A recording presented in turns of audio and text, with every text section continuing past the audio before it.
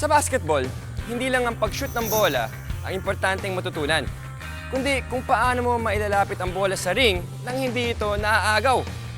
At ngayon, sa one-on-one tutorials, magbibigay ako ng mga tips and drills on how to dribble your way to a perfect basketball game.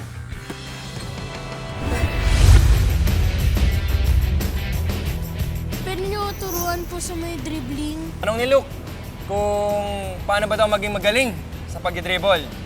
Turuan mo kita ng proper form ng pag-dribble.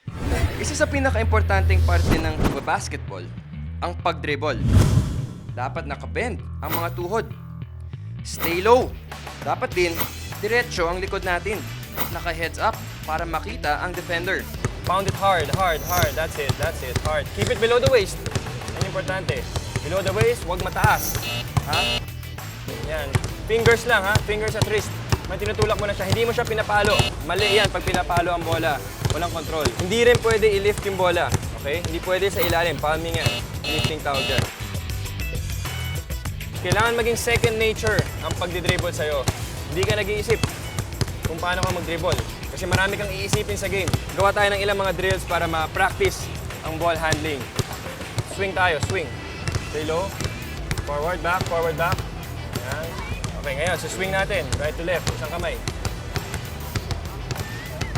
This is to develop good ball handling, ball control.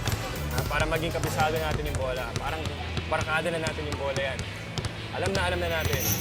For more basketball tips, follow us on Twitter @tutorials.